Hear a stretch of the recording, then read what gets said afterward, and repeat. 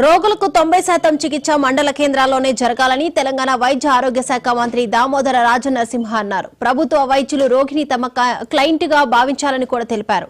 మంచిర్యాల జిల్లా కేంద్రంలోని ఐచి సమీపంలోని 360 కోట్లతో నిర్మించనున్న సూపర్ స్పెషాలిటీ ఆసుపత్రికి మంత్రి శ్రీధర్ బాబుతో కలిసి భూమి పూజ చేశారు.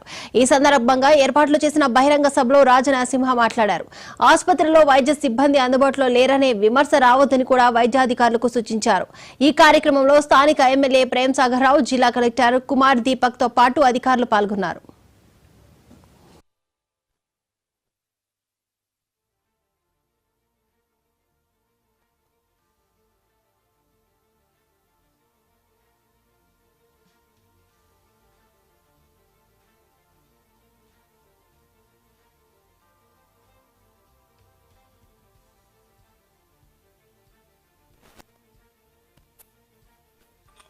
మాతా శిశు 425 సూపర్ స్పెషాలిటీ హాస్పిటల్.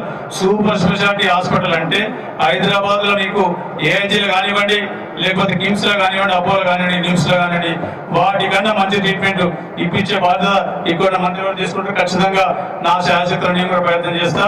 హైదరాబాద్ ఏదైతే ట్రీట్మెంట్ దొరుకుతుందో ఎన్నికల ముందు చాలా సందర్భాలు చెప్పడం జరిగింది. ఆ ట్రీట్మెంట్ ఆ వైద్యం మంచిర్యాలలో ఇప్పిస్తామని చెప్పడం జరిగింది. వైద్యానికి కానీ విద్య కానీ హైదరాబాద్కి ఎవరు పోకుండా ఇక్కడ మంచిర్యాలనే హైదరాబాద్ దొరికే విద్య కానీ వైద్యం కానీ ఖచ్చితంగా ఏర్పాటు చేసి అన్ని రకాల వసతులు ఏర్పాటు చేస్తాం. 300 కోట్ల రూపాయల సూపర్ స్పెషాలిటీ హాస్పిటల్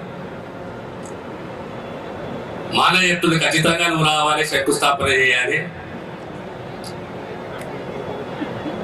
ఈరోజు అదృష్టంగా భావిస్తారు. నేను శ్రీధర్ బాబు గారు